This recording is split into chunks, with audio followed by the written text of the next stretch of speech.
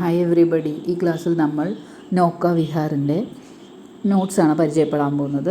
അപ്പോൾ കവിയെക്കുറിച്ചിട്ട് കുറച്ച് ഇൻഫർമേഷൻ. കവിയുടെ പേരാണ് സുമിത്രാനന്ദൻ പന്ത്. ജന്മ 20 മെയ് 1900 അദ്ദേഹം ജനിച്ചത്.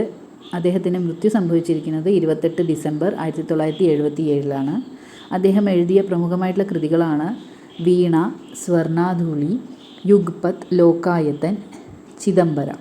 പ്രമുഖമായിട്ടുള്ള സമ്മാനങ്ങൾ ജ്ഞാൻപീഠ് പുരസ്കാർ കിട്ടിയിട്ടുണ്ട്, അദ്ദേഹത്തിന് പത്മഭൂഷൺ കിട്ടിയിട്ടുണ്ട്, അതുപോലെ സാഹിത്യ അക്കാദമി പുരസ്കാരം കിട്ടിയിട്ടുണ്ട്.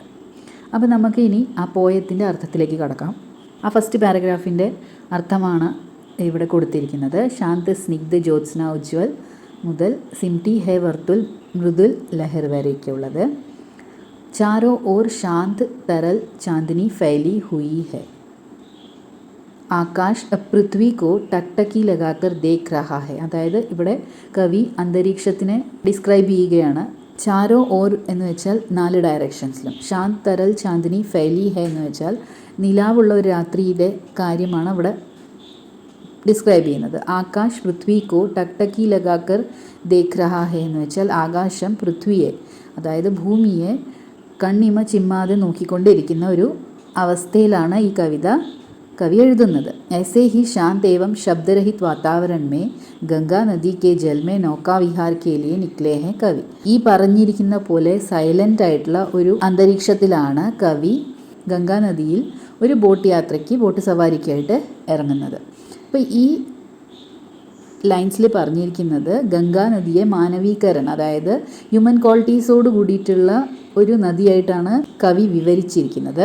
ഇൻ പങ്ക്തിയോ മേ ഗംഗാ നദി കാ മാനവീകരൺ കർത്തേ ഹുए कहते हैं कि ഗംഗ एक താപസ് ബാല ജैसी ദിഖായി പടുത്തി ഹെ. ഒരു തപസ്വിനിയായിട്ടുള്ള രീതിയിലുള്ള ഒരു യുവതിയായിട്ടാണ് ഗംഗ കാണപ്പെടുന്നത് എന്നാണ് കവി ഈ വരികളിൽ പറഞ്ഞിരിക്കുന്നത്. താരോ ഭരെ ആകാശ് തലെ ഗംഗാ കി പരിഛായി गोरे गोरे अंगों के स्पर्श से कांपते താരോ ജഡ ഉസ്കാ നീല ആച്ചൽ ലഹരാ രഹാ ഹെ എന്ന് വെച്ചാൽ താരോ ഭരെ ആകാശ് തലെ ഗംഗ എന്ന് വെച്ചാൽ നിറയെ നക്ഷത്രങ്ങൾ നിറഞ്ഞിരിക്കുന്ന ആകാശത്തിൻ്റെ താഴെ ഗംഗാ നദിയുടെ പർച്ചായി എന്ന് വെച്ചാൽ പ്രതിബിംബമാണ് ഉദ്ദേശിക്കുന്നത്. ഗോരേ ഗോരേ അങ്ക് എന്ന് വെച്ചാൽ വെളുത്ത അംഗങ്ങളുള്ള യുവതിയായിട്ടാണ് ഗംഗാനദി ഇതിൽ പറഞ്ഞിരിക്കുന്നത്. കാംപന എന്ന് വെച്ചാൽ ട്രെമ്പിൾ ചെയ്യുക, അതായത് വിറയ്ക്കുകയാണ് ഉദ്ദേശിക്കുന്നത്. താരോ ജഡ ഉസ്കാ നീല ആച്ചൽ എന്ന് വെച്ചാൽ സാരിയാണ്, സാരി എപ്പോഴും ഇളകിക്കൊണ്ടേയിരിക്കുകയാണ്. ഗംഗാനദിയുടെ സ്പർശം കൊണ്ട് സാരി എപ്പോഴും ഇളകിക്കൊണ്ടേയിരിക്കുന്ന ഒരവസ്ഥയിലാണ്. ആഞ്ചൽ പർ ചാന്ദ് കി കോമൽ ചാന്ദിനി മേ പ്രകാശിത് छोटे कोमल बहलकाती लहरें ऐसा प्रतीत हो रहा है मानो लेटने के कारण उसकी साड़ी में സിൽവട്ടെ പട് ഗയി ഹെ. അതായത് ചാന്ദിക്ക് കോമൽ ചാന്ദിനി എന്ന് വെച്ചാൽ ചന്ദ്രൻ്റെ ആ നിലാവുള്ള വെളിച്ചത്തിൽ ചെറിയ ചെറിയ വേവ്സാണ് ഈ ഗംഗാനദിയിൽ ഈ ടൈമിൽ ഉള്ളത്. അപ്പോൾ ആ സമയത്ത് ഈ ഗംഗാനദി ഒരു യുവതിയെ പോലെ കിടക്കുകയാണ്. അപ്പോൾ കിടക്കുന്ന സമയത്ത് ആ സാരിയിൽ ചുളിവുകൾ പറ്റിയതുപോലെയാണ് പ്രതീതമാവുന്നത് എന്നാണ് കവി ഇതിൽ പറഞ്ഞിരിക്കുന്നത്, ഈ വരികളിൽ പറഞ്ഞിരിക്കുന്നത്. ഓക്കെ. ചാന്ദിനി രാത് കാ പ്രഥം പെഹർ ഹെ മുതൽക്ക് പൽക്കോ പർ വൈഭവ് സ്വപ്ന സഗൻ.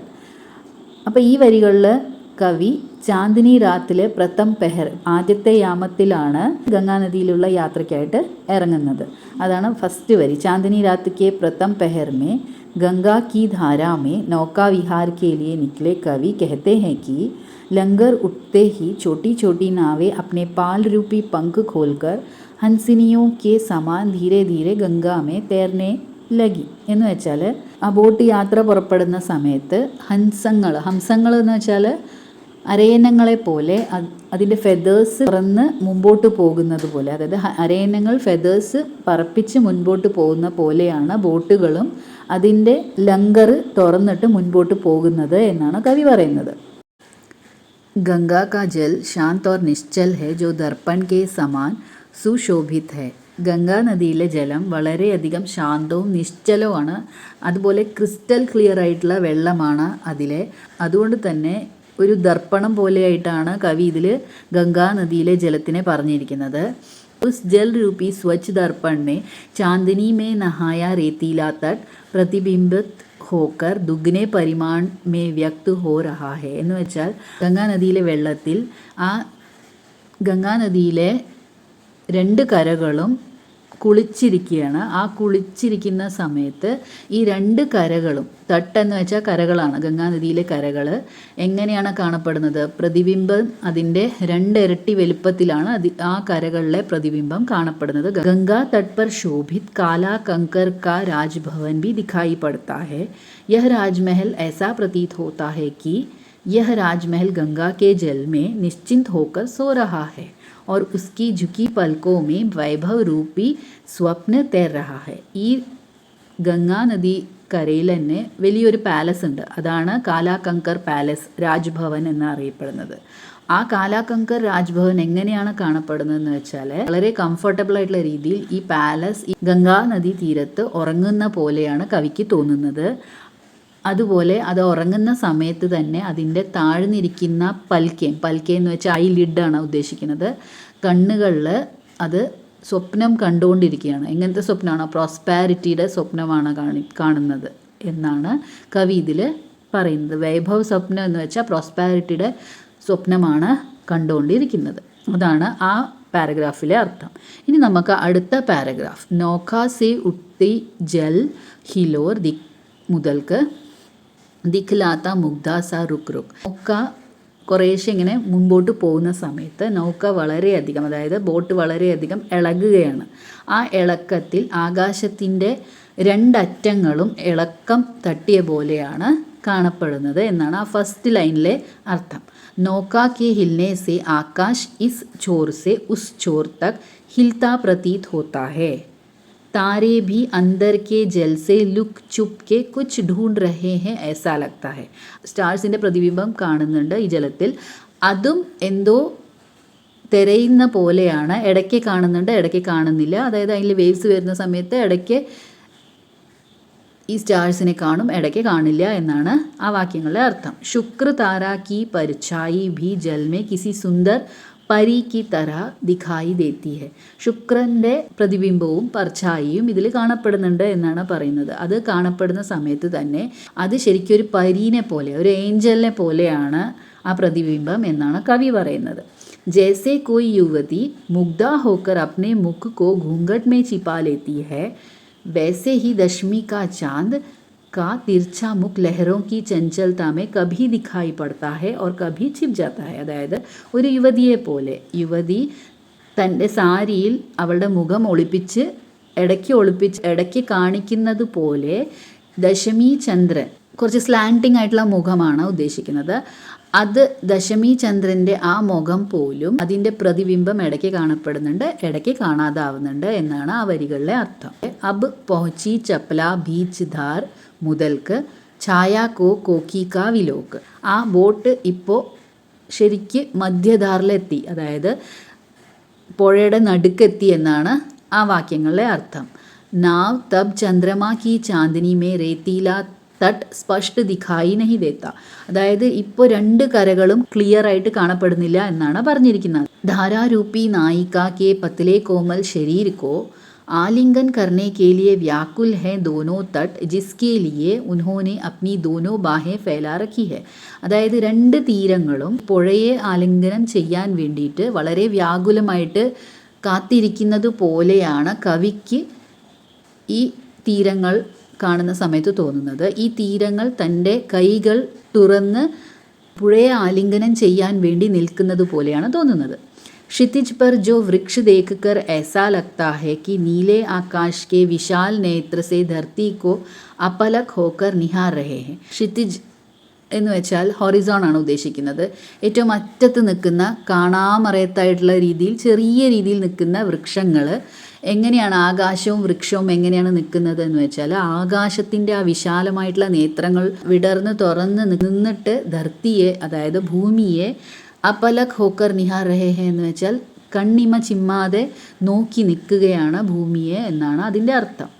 दारा के बीच में स्थित द्वीप देख कवि को ऐसा प्रतीत होता है जैसे एक छोटा सा बालक अपनी माता की छाती से लगकर सो रहा है. ഇതിൻ്റെ മധ്യത്തിൽ എത്തുന്ന സമയത്ത് അവിടെ ഒരു ദ്വീപ് പോലെ ഉണ്ട്. ആ ദ്വീപ് കാണുന്ന സമയത്ത് കവിക്ക് തോന്നുകയാണ് ഒരു ചെറിയ കുട്ടി അമ്മയുടെ നെഞ്ചത്ത് ഉറങ്ങിക്കിടക്കുന്നത് പോലെയാണ് പ്രതീതമാവുന്നത് എന്നാണ് ആ വാക്യങ്ങളുടെ അർത്ഥം. उड़ता पक्षी अपनी परछाई देख उसे पाने की चाह में विरह वेदना को मिटाने के लिए व्याकुल होकर आकाश में उड़ता जा रहा है എന്ന് വെച്ചാൽ ആ സമയത്തായിരുന്നു ഒരു പക്ഷി ഈ നദിയുടെ മേലെ കൂടെ കരഞ്ഞുകൊണ്ട് പറന്നു പോയത്. അപ്പോൾ കവിക്ക് തോന്നുകയാണ് അതിൻ്റെ പർച്ചായി, അതിൻ്റെ പ്രതിബിംബം തന്നെ കണ്ടിട്ട് അത് അതിൻ്റെ ഇണയാണ് എന്ന് വിചാരിച്ച് വിരഹവേദന മാറ്റാൻ വേണ്ടി വ്യാകുലമായിട്ട് കരഞ്ഞ് പറക്കുകയാണ് എന്ന് കവി ഇതിൽ പറയുന്നുണ്ട്. पतवार घुमा प्रतनु भार हम बड़े घाट को सहसाओ. नाव जब गहरे पानी के धारा में पहुंची तब पतवारों को घुमाकर नावों को धारा की विपरीत दिशा में कर दिया जिससे जल में काफ़ी मात्रा में झाग उत्पन्न हुआ.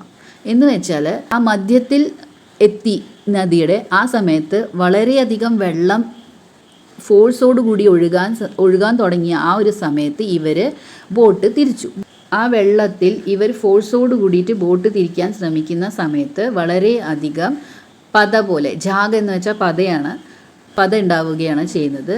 ഈ ദൃശ്യം കണ്ടിട്ട് കവിക്ക് തോന്നുകയാണ് പത്വാർ അപ്നി ഹത്തേലിയോ ഫൈലാക്കർ ഉന്മേ ജാഗ് രൂപി മോത്തിയോ കോ ഭർ കർ തഥാ താരോ രൂപി മാല തോടുക്കർ ജൽമേ ബിഖേർ രഹേ ഹെ. ആ തോഴ തൻ്റെ കൈകൾ വിരിച്ചിരിക്കുന്നത് പോലെയാണ് കവിക്ക് തോന്നുന്നത്. ആ കൈകൾ വിരിച്ചതിലൂടെ മോത്തി എന്ന് വെച്ചാൽ പേൾസ് ഇങ്ങനെ വിതറിക്കൊണ്ടിരിക്കുകയാണ് എന്നാണ് കവി പറയുന്നത്. സ്റ്റാർസിൻ്റെ പ്രതിബിംബം ഈ വെള്ളത്തിൽ വീഴുന്നുണ്ട്. അപ്പോൾ ആ സ്റ്റാറിൻ്റെ ആ മാല പൊട്ടിച്ചെറിഞ്ഞിട്ടാണ് ഈ പേൾസ് വിതറുന്നത് എന്ന് കവി പറയുകയാണ്. ഓക്കെ. चांदी के सांपों से चमकती हुई रेंगती हुई प्रतीत हो रही है नदी के शांत जल में उठने वाली लहरें और चंद्रमा की किरणों जैसे जल में असंख्य सीधी रेखाएं खींची हुई है. എന്ന് വെച്ചാൽ ഗംഗാ നദിയിലെ വേവ്സുകൾ കാണുന്ന സമയത്ത് ശരിക്കും വെള്ളി പാമ്പുകൾ എഴഞ്ഞ് മുൻപോട്ട് പോകുന്നത് പോലെയാണ് എന്നാണ് കവി പറയുന്നത്. അതുപോലെ തന്നെ चंद्रमा की किरणें जैसे जल में असंख्य सीधी രേഖായേ ഖീച്ചി ഹുയി ഹെ. ചന്ദ്രൻ്റെ കിരണങ്ങൾ കാണുന്ന സമയത്ത് ഈ വെള്ളത്തിൽ വീഴുന്ന ആ പ്രതിബിംബം കാണുന്ന സമയത്ത് ന്യൂമറസ് ആയിട്ടുള്ള രീതിയിലുള്ള വരകൾ വരച്ചിരിക്കുന്ന പോലെയാണ് തോന്നുന്നത്. കേർവ്ഡ് ആയിട്ടുള്ള ലൈൻസ് ആണ് വരച്ചിരിക്കുന്നത് എന്ന രീതിയിലാണ് കവിക്ക് തോന്നുന്നത്. ഏക് സാത്ത് ഉഠത്തി ലഹരോं में एक ही चंद्रमा 100 चंद्रमा और एक ही तारा 100 तारे बनकर झिलमिला रहे हैं. ഒരുമിച്ച് വരുന്ന ആ വേവ്സുകൾ കാണുന്ന സമയത്ത് ഒരു ചന്ദ്രൻ തന്നെ 100 ചന്ദ്രന്മാരായിട്ട് അതിൽ പ്രതിബിംബം വീഴുന്നുണ്ട്. അതുപോലെ തന്നെ ഒരു താര, നക്ഷത്രം 100 നക്ഷത്രങ്ങളായിട്ട് മാറുന്ന രീതിയിലുള്ള പ്രതിബിംബം തിളങ്ങി വരുന്നതായിട്ട് കവിക്ക് തോന്നുകയാണ്. ഉൻഹേ ഹി ദേഖ്കർ ऐसा लगता है कि गंगा में लहरें रूपी लतिकाएं फल फूल रही हैं.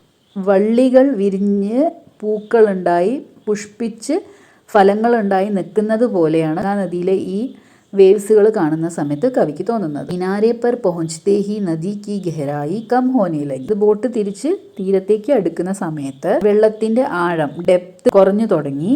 और कवि बड़े ही उत्साहित होकर घाट की ओर चल पड़े. അതായത് വളരെയധികം ഉന്മേഷത്തോടെ, ഉത്സാഹത്തോടെ കവി ഘാട്ടിൻ്റെ അടുത്തേക്ക്, തട്ടിൻ്റെ അടുത്തേക്ക് എത്തിത്തുടങ്ങി എന്നാണ് പറയുന്നത്. ജോ ജോ ലഗ്തി ഹെ നാവ് പാർ എന്ന ആ വരി മുതൽക്ക് കർത്ത മുജ്കോ അമരത്വദാൻ വരെയുള്ള ആ ഒരു പാരഗ്രാഫിൻ്റെ അർത്ഥമാണ് നമ്മളിനി കാണാൻ പോകുന്നത്. ജैसे नाव किनारे की ओर बढ़ती है वैसे ही कवि के हृदय में 100 विचार उठते हैं और कवि कहते हैं कि मानो संसार का क्रम भी इस जलधारा के समान है. നദിയുടെ തീരത്തേക്ക് അടുക്കുന്തോറും കവി ഹൃദയത്തിൽ 100 ചിന്തകളാണ് ഉയർന്നു വരുന്നത് എന്നാണ് ആ വാക്യങ്ങളുടെ അർത്ഥം. ജലധാര പോലെ തന്നെയാണ് നമ്മളുടെ വേൾഡും നമ്മളുടെ ജീവിതവും എന്നാണ് കവി ഇതിൽ പറയുന്നത്. ആകെ ബഹചുക്കെ ജൽ കാ സ്ഥാൻ പീച്ചെ കാ ജൽ ലേ ലേത്താ ഹൈ. വെള്ളം ഇങ്ങനെ ഒഴുകിക്കൊണ്ടേയിരിക്കുകയാണ്, വെള്ളത്തിൻ്റെ പ്ലേസ് മാറിക്കൊണ്ടേയിരിക്കുകയാണ്. അതായത് ഫ്രണ്ടിലുണ്ടായിരുന്ന ബാക്കിലേക്ക് പോവും, അതങ്ങനെ മുൻപോട്ട് ഇങ്ങനെ പോയിക്കൊണ്ടേയിരിക്കുകയാണ്. ഈ ജലധാര മുൻപോട്ട് ഇങ്ങനെ ഒഴുകിക്കൊണ്ടേയിരിക്കുകയാണ്, അതൊരിക്കലും നിൽക്കുന്നില്ല, കണ്ടിന്യൂസ് ആയിട്ട് അത് ഫ്ലോ ചെയ്തുകൊണ്ടേയിരിക്കുകയാണ് എന്നാണ് കവി ഈ വാക്യങ്ങളിൽ പറയുന്നത്. ഇസ് പ്രകാർ ജീവൻ ഭി നിരന്തർ ചൽത്താ ജാത്താ ഹൈ. ഇതുപോലെ തന്നെ ജീവിതവും നിരന്തരമായിട്ട് കണ്ടിന്യൂസ് ആയിട്ട് മുൻപോട്ട് തന്നെയാണ് പോകുന്നത് എന്നാണ് കവി ഇതിൽ പറഞ്ഞിരിക്കുന്നത്. ഈശ്വർ ജീവൻ കി ഗതി മേ ജനം ഏവം മൃത്യു ശാശ്വത് ക്രം ബനാക്കർ രഖ്തേ ഹെ. ഈശ്വരനാണ് ജീവിതത്തിലെ ഈ ക്രമത്തിൽ അല്ലെങ്കിൽ ജീവിതത്തിൻ്റെ ഈ രീതിയിൽ ജനനവും മരണവും രണ്ടും ക്രമം പോലെ എഴുതി ചേർത്തിരിക്കുന്നത് എന്നാണ് കവി പറയുന്നത്. ജീവൻ രൂപി നൗക കാ വിഹാർ നിരന്തർ ഹോത്താ രഹത്താ ഹൈ. നമ്മളുടെ ജീവിതം ഈ നൗക്ക പോലെയാണ്. നൗക്ക എന്ന് വെച്ചാൽ ബോട്ട് പോലെയാണ്, ബോട്ടിൻ്റെ സവാരി പോലെയാണ്. സ്റ്റാർട്ടിങ് മുതൽ എൻഡിങ് വരെ ഇത് കണ്ടിന്യൂസ് ആയിട്ട് ഫ്ലോ ചെയ്തുകൊണ്ടേയിരിക്കും, മുൻപോട്ട് പോയിക്കൊണ്ടേയിരിക്കും എന്നാണ് പറയുന്നത്. കവി ജീവൻ മേ അപ്നെ അസ്തിത്വ ജ്ഞാൻ ഭൂൽ ഗയേ, ജീവൻ കാ ശാശ്വതതാ പ്രമാൺ മുझे അമരത്വ പ്രദാൻ കർത്താ ഹേ എന്നാണ്. കവി എക്സിസ്റ്റൻസിൻ്റെ ആ ഒരു റൂള്, ജീവിതം മരണം എന്ന ആ ഒരു റൂള് കവി മറന്നിരിക്കുകയായിരുന്നു. അതുകൊണ്ട് തന്നെ കവി അമരത്വത്തിൽ വിശ്വസിച്ചിരിക്കുകയാണ്. നിങ്ങൾക്ക് ഇത് എക്സ്പ്ലെയിൻ ചെയ്ത് ഇത്രയും മനസ്സിലായെന്ന് വിചാരിക്കുന്നു. ഈ വീഡിയോ നിങ്ങൾക്ക് ഹെൽപ്ഫുൾ ആവും എന്ന് ഞാൻ വിചാരിക്കുന്നു. എന്തെങ്കിലും ഡൗട്ടോ സജഷൻസ് ഉണ്ടെങ്കിൽ തീർച്ചയായിട്ടും കമൻറ്റ് ബോക്സിലിടൂ. ഈ വീഡിയോ നിങ്ങൾ ഇത്രയും നേരം വാച്ച് ചെയ്തതിന് താങ്ക് യു. ഇനി നിങ്ങൾക്ക് ഏത് ചാപ്റ്ററിൻ്റെ വീഡിയോ ആണ് വേണ്ടത് എന്ന് നിങ്ങൾ കമൻറ്റ് ബോക്സിൽ കമൻറ്റ് ചെയ്യാൻ മറക്കരുത്. ലൈക്ക് ചെയ്യൂ, ഷെയർ ചെയ്യൂ, സബ്സ്ക്രൈബ് ചെയ്യൂ. Thank you.